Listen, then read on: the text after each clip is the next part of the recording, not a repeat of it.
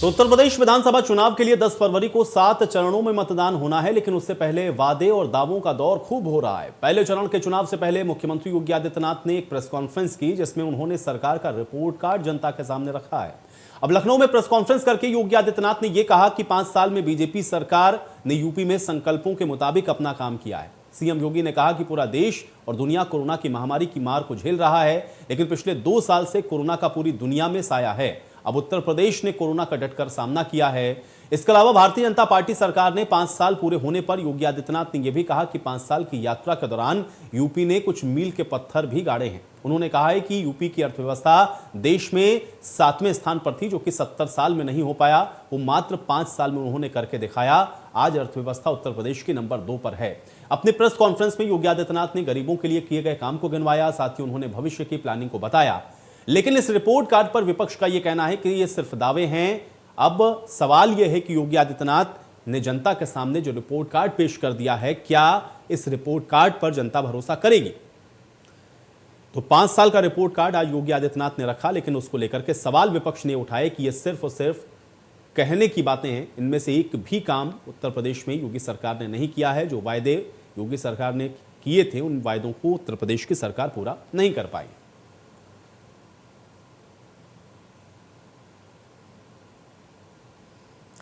तो रिको अब लखनऊ में 5 साल का रिपोर्ट कार्ड पेश करते हुए आज योगी आदित्यनाथ के द्वारा क्या कुछ कहा क्या है, सुनिए। प्रदेश का स्थान 14वें स्थान पर था। आज मुझे बताते हुए कि हम लोगों ने जो रिफॉर्म किए, व्यापक रूप से तकनीक का उपयोग करके निवेश मित्र जैसे पोर्टल की स्थापना करके तमाम सेवाओं को ऑनलाइन की, सेक्टोरियल पॉलिसीज बनाई। आज परिणाम है Uttar Pradesh ease of doing business में आज देश के अंदर नंबर 2 स्थान पर है। उत्तर प्रदेश में पुलिस बल में भर्ती नहीं हो पाती थी। लगभग 1.5 लाख पुलिस की भर्ती सफलतापूर्वक उत्तर प्रदेश के अंदर इस दौरान हुई। पारदर्शी तरीके से हुई, कोई भेदभाव नहीं हुआ। अगर मैं साइबर पुलिसिंग की बात करूं तो उत्तर प्रदेश जैसे राज्य में 75 जनपद है, लेकिन साइबर थाने मात्र 2 थे। एफएसएल की कोई लैब नहीं थी। फॉरेंसिक जांच के लिए तो हमें दूसरे राज्यों पर निर्भर रहना पड़ता था, या फिर मोबाइल वैन को चला करके उसकी खाना पूर्ति होती थी। आज उत्तर प्रदेश देश के उन राज्यों में है जो अपने यहां फॉरेंसिक इंस्टीट्यूट के निर्माण की कार्रवाई को भी आगे बढ़ा दिया है। उत्तर प्रदेश पहला राज्य है जिसने सीमावर्ती क्षेत्र में ज्वाइंट पेट्रोलिंग की कार्रवाई को आगे बढ़ाया है। उत्तर प्रदेश पहला राज्य है जिसमें पिछले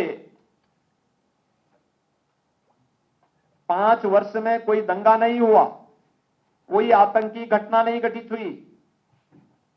और उत्तर प्रदेश पहला राज्य है जिसने नई सूचना तकनीक का उपयोग करते हुए ई प्रोसिक्यूशन में सर्वाधिक कार्रवाई करते हुए देश के अंदर अग्रणी स्थान प्राप्त किया है। तो 5 साल का रिपोर्ट कार्ड आपने देखा किस तरह से योगी आदित्यनाथ के द्वारा रखा गया, लेकिन इस रिपोर्ट कार्ड के बाद कुछ सवाल उठने लाजमी थे और वो सवाल इस समय उत्तर प्रदेश की राजनीति में खूब उठ रहे हैं। इसी पर एक बार फिर से चर्चा में वापस लौटते हैं। पूरा पैनल मेरे साथ मौजूद है।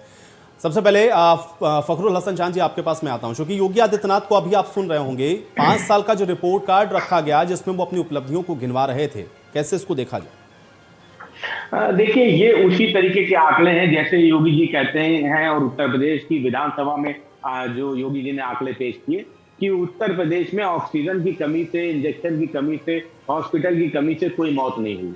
ये उसी तरीके के आंकड़े। जब ये कहते हैं हमने रोजगार दिया, तो हम आपसे ही पूछते हैं, आप अपने आसपास देखिए, आप उनसे पूछिए किसको रोजगार मिल गए, कौन है वो लोग जिनको रोजगार मिल गए। हाँ, योगी जी का ट्वीट जरूर था जिसमें एक रोजगार एक को दिया गया और कुछ देर बाद उसको नेपाल भगा दिया गया। यही योगी जी की उपलब्धि है। जब वो कोरोना काल की बात करते हैं तो कोरोना काल में इतनी लापरवाही हुई कि आपको मरीज को एडमिट कराने के लिए जो प्रक्रिया थी वो इतनी लंबी थी, इतनी जटिल थी कि लोग बिना हॉस्पिटल के मर गए, बिना ऑक्सीजन के मर गए। अगर ब्लैक फंगस बात में फैला तो ब्लैक फंगस का इंजेक्शन लखनऊ में बैठा कौन दे रहा था? मंडलायुक्त दे रहे थे। मंडलायुक्त जिनसे कोई लेना देना नहीं स्वास्थ्य सेवाओं से, मंडलायुक्त के पास जाइए, उनके पास रिक्वेस्ट कीजिए, तब वो इंजेक्शन मिल रहे थे। जब ये पुलिस की बात करते तो पुलिस में रिफॉर्म की बात करते, तब मैं समझता हूँ कि डायल 100 को 112 करने के अलावा योगी जी की कोई उपलब्धि नहीं है। अगर कोई उपलब्धि है तो आज आईपीएस क्यों फरार है? एक आईपीएस क्यों घूस लेने का आरोप लगा रहे कि ट्रांसफर और पोस्टिंग में घूस चलती है? ये जब कहते हैं कि कोरोना काल की बात आती है तो हम देखते हैं कि जो स्टूडेंट जिनके पास खाने के लिए कुछ नहीं है, ग्रामीण क्षेत्र के हैं या गरीब हैं, जो मिड डे मील तक खाने के लिए उनको लालच देके आप कहते हैं कि आना पढ़ने के लिए आना, मिड डे मील देंगे, वो लोग कहां से आप बताइए ऑनलाइन पढ़ाई करेंगे? उनकी क्या व्यवस्था है ऑनलाइन पढ़ाई की? क्या सरकार ने व्यवस्था की? कम से कम सरकार को झूठ नहीं बोलना चाहिए। सरकार हर मोर्चे पे फेल है, चाहे रोजगार की बात कर लीजिए, चाहे स्वास्थ्य सेवाओं की बात कर लीजिए और अपराध की बात कर लीजिए, तो उत्तर प्रदेश की कानून व्यवस्था लचर है बिल्कुल। कहीं आज भी बुलंदशहर में एक घटना हुई है जो रात में पता चला कि हाथरस की तरह उसके भी परिवार के साथ जाके रात में ही अंतिम संस्कार कर दिया गया। यही उत्तर प्रदेश का सच है। अनुज आत्रे जी 5 साल का रिपोर्ट कार्ड, आपका रिएक्शन चाहता हूं मैं। देखिए 5 साल का रिपोर्ट कार्ड जिस तरह से मुख्यमंत्री जी ने अभी बताया कि हमने उत्तर प्रदेश को नंबर 1 कर दिया, तो जिन जिन क्षेत्रों में नंबर 1 किया है उस पर नहीं बताया। आज इन्होंने ये नहीं बताया कि एनसीआर भी बोलती है कि महिला उत्पीड़न के मामले में है उत्तर प्रदेश नंबर 1 पर है। चाहे महिलाओं के बलात्कार के मामले हो, हत्याओं के मामले हो, डकैती के मामले हो, भूमि कब्जा के मामले हो, तो सब में मामलों में जो है उत्तर प्रदेश में अपराध बढ़ा है। जिस जंगल राज को खत्म करने के नाम पर भारतीय जनता पार्टी 2017 में चुनाव जीत के आई थी, उस जंगल राज को तो इन्होंने और अंधेर गर्दी बना दिया। भगवान भरोसे यहाँ का जो है कानून व्यवस्था हो गया। लोग तो यहाँ तक कहते हैं उत्तर प्रदेश में जनता की बच के रहना योगी जी के प्रदेश में, कि पुलिस वाले घूम रहे हैं गुंडों के देश में। तो जहां पुलिस वाले फर्जी एनकाउंटर करते घूम रहे हैं, 25 से ज्यादा परिवारों को नेशनल ह्यूमन राइट कमीशन के आदेश पर इनको जो है मुआवजा देना पड़ा कि वो फर्जी एनकाउंटर है। मनीष गुप्ता का गोरखपुर का एनकाउंटर कौन भूल गया? पुलिस ने जो मारा था उसको, व्यापारी को। विवेक मिश्रा को लखनऊ में जो एक आईटी ऑफिसर था, उसका पुलिस वालों ने एक एनकाउंटर कर दिया। इस तरह के तमाम ऐसे बड़े बड़े में हुए। वहीं दूसरी तरफ ये है कि पुलिस को भी देखा गया है तो अपराधी बेखौफ घूम 27 से ज्यादा बड़े पुलिस अधिकारियों को जो है अपराधियों ने मर्डर कर दिया है। तो ये तो कानून व्यवस्था की जिसकी ये अपना पीठ थपथपा रहे हैं, ये पीठ नहीं थपथपा रहे, कानून व्यवस्था की दुहाई देनी चाहिए। जनता त्रस्त है कि कहां वहां पर जो है जो जंगल राज आपने खत्म करने आया था, यहाँ तो जो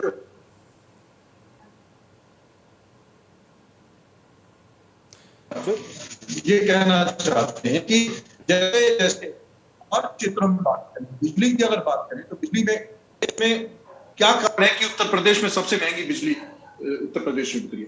जहां पहले ट्यूबवेल चलाने पर किसान को 300 से 500 रुपए महीने का बिल आता था, 2,500 से 3,000 रुपए बिल आता है किसान का बिजली का। तो कौन सा ये आपने बताइए कौन सी राहत दी है?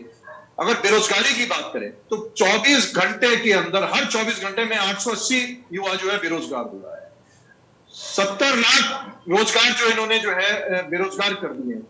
5 करोड़ बेरोजगार उत्तर प्रदेश में, 24 करोड़ की जनसंख्या में 5 करोड़ उत्तर प्रदेश की जनसंख्या ऐसी है कि जहां पर जो बेरोजगार है, कोई परिवार कोई घर ऐसा नहीं है जहां पर एक बेरोजगार ना हो। इन्होंने अभी इन्वेस्टमेंट की बात करी तो सबको याद होगा 2018 में एक बहुत बड़ा इवेंट किया था भारतीय जनता पार्टी की सरकार ने लखनऊ में, प्रधानमंत्री जी भी उसमें आए थे कि इन्वेस्टर समिट करी थी।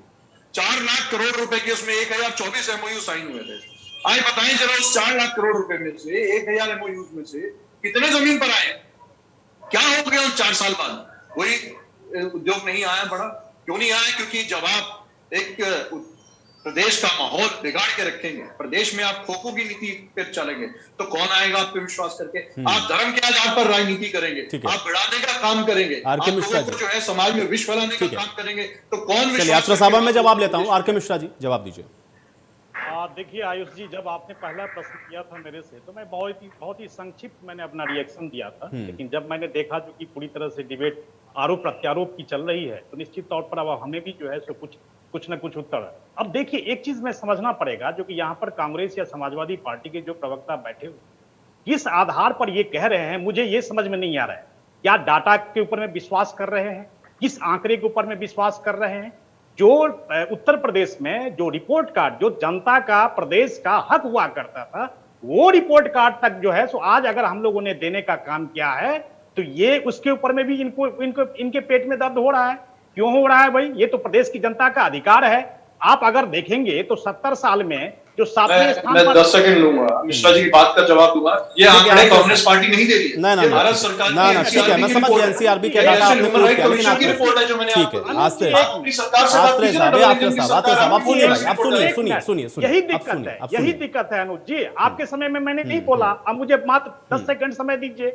अगर आप आपने अगर पूछा ये कहां से रिपोर्ट लाए, तो नहीं मैंने नहीं, मिश्रा जी ठीक है का ठीक बताया है, एक बताता हूं, एनसीआरबी की आत्रे साहब देखिए, रिपोर्ट ठीक है, नहीं, थोड़ा सा अब पढ़ देखिए, मुझे लीजिए, आरके मिश्रा जी को पता समय देना पड़ेगा ना। मैंने विपक्ष को समय पहले इसीलिए दिया कि आप लोग सवाल उठा लें, फिर उधर से जवाब आए। आरके मिश्रा जी, अब देखिए, अब 70 सालों में जो जीएसडीपी 7वें स्थान पर था, वो आज अगर दूसरे स्थान पर है, तो क्या समाजवादी पार्टी के समय में हुआ, या कांग्रेस के समय में हुआ, या बीएसपी के समय में हुआ? आज अगर इन्वेस्टमेंट की बात जहां तक कर रहे हैं, 4,68,000 करोड़ रुपए के एमओयू साइन हुए, क्या धरातल पर उतारे नहीं गए उस चीज को? अगर इन्वेस्ट, चाहे एफएसएल की बात करें, चाहे अगर मान लीजिए, अगर मैं कह रहा हूं एनसी आरबी के ही अगर डाटा अगर देखा जाए, उनके ही आंकड़े देखा जाए, तो ये यूपी के, मैं और जगह नहीं जाना चाहता था, लेकिन फिर भी अगर मैं देखूं, अगर एनसीआरबी के अगर डाटा अगर देखते हैं और उसी के ऊपर विश्वास कर रहे हैं, तो आप जाकर के देखिए राजस्थान में क्या पोजीशन है, महिलाओं के साथ किस तरह का दुर्व्यवहार हो रहा है। अपने राज्यों की बात नहीं करेंगे, लेकिन दूसरे राज्य, उत्तर प्रदेश की बात करेंगे, जहां पर इसी राज्य के अंदर में आज अगर अपराधी भी सरेंडर करने के लिए थाने में इंतजार कर रहे हैं, या पहले मेरा सरेंडर लो, पहले मैं सरेंडर करना चाहता हूं। चांद साहब, मैं आऊंगा, आरके मिश्रा जी को कंप्लीट करने दे पहले। ये चीज है, महिला पुलिसकर्मी हो, चाहे उसको हमने 3 गुना करने की कोशिश करी, हमने पुलिसी आधुनिकीकरण करने की कोशिश की, हमने अगर गन्ना किसान की बात करें, तो वहां पर 1.57 लाख करोड़ रुपए के हमने किसानों के बारे में सोचा, हमने प्रदेश की कनेक्टिविटी के बारे में सोचा, हमने प्रदेश के इन्वेस्टमेंट के बारे में सोचा, हमारी अर्थव्यवस्था किस तरह से उत्तर प्रदेश में सुदृढ़ हो, उसके लिए हमने सोचा। आज अगर उत्तर प्रदेश की अर्थव्यवस्था बेहतर हुई है, 2017 से पहले का आंकड़ा देख लीजिए और 2017 के बाद का आंकड़ा देखिए, फर्क आपको साफ नजर आएगा। अपराधी अगर जो जहां पर सड़क पर आज अगर वहां पर एक घटना घटी है, तो ये अगर समझिए जो कि पहले के जो मुख्यमंत्री थे, उनके संज्ञान में होता ही नहीं था। लेकिन आज अगर अपराधी अगर कोई अपराध कर रहे हैं, तो मुख्यमंत्री के सीधे संज्ञान में आरके मिश्रा जी, हाथरस, उन्नाव, बुलंदशहर सबका एग्जाम्पल दे रही है ना विपक्ष। अगर आपका कानून व्यवस्था इतनी अच्छी थी, तो ये बड़ी घटनाएं कैसे घटित हुई? निश्चित तौर पर, अब मैं क्या कहा, मैंने आपको संक्षिप्त में मात्र उसका रिएक्शन दिया था। जो ये कानून व्यवस्था, ये जांच का विषय है। क्या ये जो फायरिंग हुई है, क्या मैनिपुलेटेड था या किसने करवाया? मैं उस विषय में नहीं जा रहा हूं। आपने महिला सुरक्षा का चूंकि जिक्र किया ना, हाथरस में क्या हुआ, उन्नाव की घटना का जिक्र होता, अभी बुलंदशहर का एग्जाम्पल फखरुल हसन चांद जी दे रहे थे। अगर ये घटनाएं घटित हो रही उत्तर प्रदेश के अंदर महिला सुरक्षा को स्पेसिफिकली लेकर के, क्योंकि कानून व्यवस्था की आप बात कर रहे हैं ना, तो इसका क्या जवाब है? ये घटनाएं कैसे घटित हो रही? मैं बस वही पार। अब देखिए, सबसे पहले अगर मैं डाटा की बात करूं, अगर रॉबरी की बात करूं, तो कम से कम 58% में 58% उसमें कमी हुई है। मर्डर की बात करूं, 23% उसमें कमी आई है। फिरौती 53% की कमी आई है।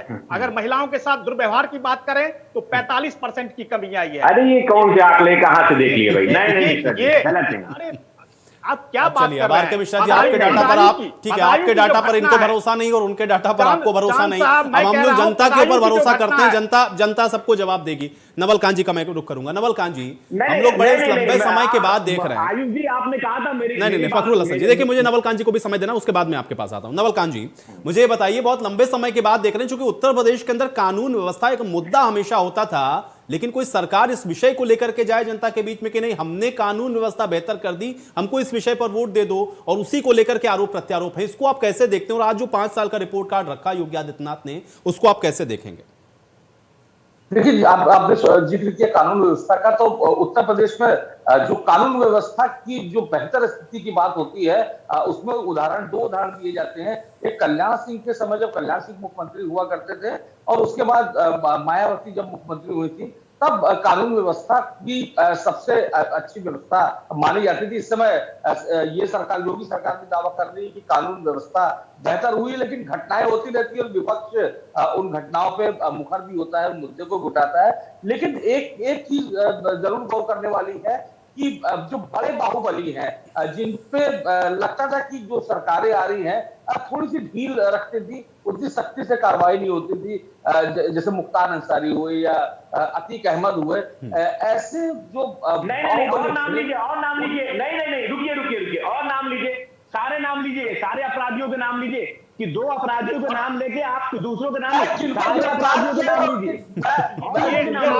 अरे ठीक है चांद साहब, फखरुल हसन चांद साहब, आप आराम से नाम लीजिएगा ना, जो नाम छूट जाएंगे वो नाम आप कोट कर दीजिएगा, जो नाम छूट जाएंगे वो नाम आप कोट कर दीजिएगा, मैं आपको समय दूंगा, एक बार उनकी बात कंप्लीट हो। नवल खान जी, मेरी बात तो सुन लीजिए आप। तो इनको गिरफ्तार करके सरकार ने कहा कि देखिए ऐसे बड़े बड़े बाहुबलियों को हमने गिरफ्तार किया है, लेकिन एक जो दूसरे पक्ष के कई बाहुबली है जिन पर माना जाता है कि वो सपोर्टर है, कहीं ना कहीं बीजेपी से उनके साथ गांठ है, तो ऐसा भी विपक्ष लगातार आरोप लगा रहा है। तो जाहिर सी बात है अब ये तो 10 तारीख को फैसला होगा कि किस तरफ जारी है। कोरोना के लिहाज से भी चर्चा करना आवश्यक है। कोरोना में सरकार ये दावा कर रही है कि सिंगल डोज जो है वो लगभग सभी को लग चुका है और 70% आबादी को डबल डोज लग चुका है, और जो छोटे बच्चों का लगना था कोरोना की, वो भी 1 करोड़ डोज हो चुकी है। तो सरकार इसको अपनी सफलता गिना रही है, लेकिन विपक्ष बार बार सवाल उठाता है कि जो गंगा के किनारे जो लाशें मिली थी या जो सिलेंडर का मुद्दा था, तमाम मुद्दों की चर्चा हो रही है। तो जाहिर सी बात है ये आरोप प्रत्यारोप तो चलता रहेगा, लेकिन अब तो वो समय आ गया है कि चुनाव होगा और 10 तारीख को पता चलेगा। नवल खान जी, और अब तो 1 हफ्ते का मात्र समय बचा ना, 10 तारीख से तो वोटिंग शुरू होने वाली है। ठीक है, फखरुल हसन चांद जी। देखिए मैं ये कहना चाहता हूं कि अभी भारतीय जनता पार्टी के जैसे मित्र बोल रहे थे कि मैं सकारात्मक बात करना चाहता हूं, तो मैं भी सकारात्मक बात करना चाहता हूं। आपके जो केंद्रीय एजेंसियां हैं उनके आंकड़े आप मानते नहीं है, आपको जो अच्छा लगता है वो आप निकाल लेते हैं, जो खराब लगता है उसको फेंक देते हैं। खैर उसको भी छोड़िए, आपके 2017 में जब आपने सरकार बनाई तो आपने मोटे मोटे 3 बातें कही थी। आपने कहा था 100 दिन में हम उत्तर प्रदेश को गड्ढा मुक्त कर देंगे। वो जो मंत्री जिनका विभाग था गड्ढा मुक्त तो नहीं, वहां जमीनों के कब्जे और जमीनों का कारोबार करने में 5 साल का समय मैं समझता हूं बीत गया। आपका दूसरा था कि आप किसानों की आय दुगनी करेंगे। हमें लगा कि किसानों की आय तो दुगनी नहीं हुई, हाँ जो किसान आंदोलन कर रहे थे, जो विरोध प्रदर्शन कर रहे थे, भारतीय जनता पार्टी के जो मंत्री हैं और उनके बेटे वो साजिशन उन पे गाड़ी चलाने का काम करते हैं। आप जब बात करते हैं कि महिलाओं की सुरक्षा की बात होती तो समाजवादी सरकार में तो 1090 हमने सुविधा दी थी अपनी महिलाओं के लिए, बहनों के लिए, बेटियों के लिए। आपने कहा था कि हम एंटी रोमियो स्क्वाड बनाएंगे। अब उस एंटी रोमियो स्क्वाड ने क्या किया? आप सेंगर की घटना होती है, सेंगर की घटना में पूरी सरकार लग जाती है उस सेंगर को बचाने के लिए। चिन्मयानंद की घटना होती है, पूरी सरकार लग जाती है चिन्मयानंद को बचाने के लिए। हाथरस की घटना होती है, उस बेटी के बलात्कारियों को बचाने के लिए सरकार उनके पीछे जाके खड़ी हो जाती है, उनकी जांच के नाम लेती है। इस तरीके की घटनाएं होती। कल भी बुलंदशहर में घटना हुई है और सरकार ने वो क्या किया कि रात में ही, अंधेरे में ही परिवार से कह के उनका अंतिम संस्कार करा दिया। क्या ये उत्तर प्रदेश में भारतीय जनता पार्टी की उपलब्धि है? हम समझते हैं कि मुद्दों की बात भारतीय जनता पार्टी इस चुनाव में कर ही कहां रही है। हम तो उनसे पूछ रहे हैं कि बताइए कि जो महंगाई है, वो गैस का सिलेंडर इतना महंगा कैसे हो गया, सरसों का तेल इतना महंगा कैसे हो गया, सब्जियां इतनी महंगी कैसे हो गई। लेकिन भारतीय जनता पार्टी के पास किसी बात का कोई जवाब नहीं है। रोजगार की हम बात करेंगे तो इनके आंकड़े ये कहीं से निकाल के ले आते हैं, लेकिन ये अपनी ही एजेंसियों के आंकड़ों को नहीं मानते। जब हम अपराध की बात करते हैं तो हम इनकी एजेंसियों के आंकड़े देते हैं। समाजवादी पार्टी अपने आंकड़े नहीं देती, लेकिन ये उसको भी नहीं मानते। हम समझते हैं योगी जी की सरकार 5 साल फेल है। अगर कुछ भी किसी चीज का विकास 5 सालों में हुआ है तो नफरत का विकास हुआ है, बंटवारे का विकास हुआ है। अनुज आत्रे जी। देखिए, अभी मिश्रा जी जिस तरह से कह रहे थे कि आंकड़े कहां से लाए, मैं दोबारा से इनसे अनुरोध करूंगा कि थोड़ा सा एनसीआरबी की आप डेटा देख लीजिए। नेशनल क्राइम रिपोर्ट ब्यूरो जो भारत सरकार की होम मिनिस्ट्री के तहत आता है, जिसका अमित शाह जी गृह मंत्री, ये उनके आंकड़े कि उत्तर प्रदेश देश में जितने महिला उत्पीड़न के मुकदमे आते हैं उसमें से 50% अकेले उत्तर प्रदेश से आते हैं। महिला उत्पीड़न उत्तर प्रदेश में 23% बढ़ा है, सेक्सुअल असॉल्ट 19% बढ़ा है। और देखिए, आपके डीएम की एसएसपी के सामने बैठक में उत्तर प्रदेश के भाजपा के सांसद उत्तर प्रदेश के विधायक को चप्पलों से मारते हैं। ये भी झूठी खबर है, आप कह दीजिए घटना है। आपके विधायक भारतीय जनता पार्टी के सत्ताधारी दल के विधायक कहते हैं कि अधिकारी हमारी सुनते नहीं है, काम नहीं करते हैं, तो ये भी आप कह दीजिए। आपके विधायक और आपके भारतीय जनता पार्टी के नेताओं का थाने के चौकियों पर कब्जा रहता है। आपके हिसाब से जो आपको सूट करते हैं, जो आपके चहेते हैं, जो आपके समर्थक हैं, उनको बचाया जाता है। जो आपके विरोधी दल के हैं उनके ऊपर कहीं ना कहीं मुकदमे फर्जी कराए जाते हैं। तो ये उत्तर प्रदेश में जिस तरह से ये राज चल रहा है, तो ये आप इनको कैसे जुटला सकते हैं? ये तो आपकी देन है सरकार की। और ये मैं नहीं कह रहा हूं, आप जहां जहां जा रहे हैं आप जाइए ना। क्या कारण हो रहा है कि आपके विधायकों के ऊपर जो जनता उनके ऊपर मार मार के अपने गांव से उनको भगा रही है, उनको घुसने तक नहीं दिया जा रहा?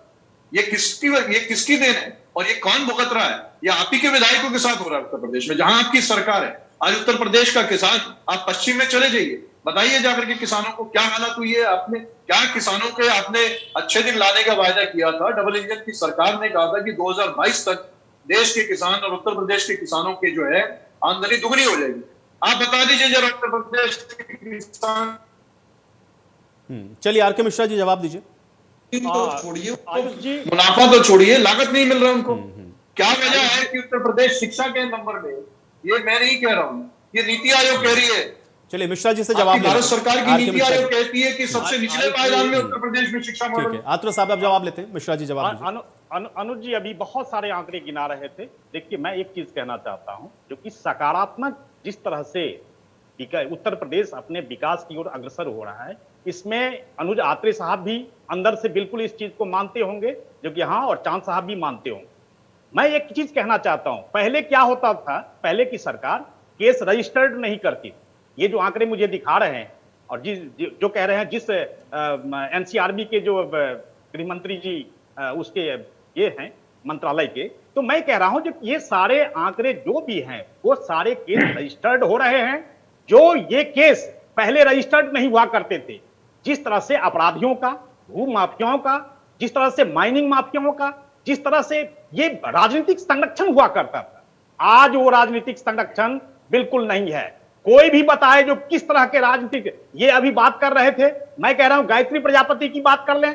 मैं कह रहा हूं, मैं नहीं जाना चाहता, बल्कि उत्तर प्रदेश का विकास। कुलदीप सेंगर की भी बात कर लीजिए ना मिश्रा जी। उसमें हम गायत्री प्रजापति की भी बात करना चाहेंगे और कुलदीप सेंगर की भी बात करना चाहेंगे। मैं कह रहा हूं क्योंकि उत्तर प्रदेश का निश्चित तौर पे आप और वो दोनों एक ही सिक्के के दो पहलू हैं। अनुज जी, कोई फर्क नहीं है उनमें और आप। चलिए ठीक है, क्या गायत्री प्रजापति, मेरे पास समय नहीं, मुझे चर्चा यही समाप्त करनी पड़ेगी। बहुत शुक्रिया आप लोगों का समय निकालने के लिए, चर्चा का हिस्सा बनने के लिए। सवाल तो बनता है मेरे साथ, फिलहाल इतना ही।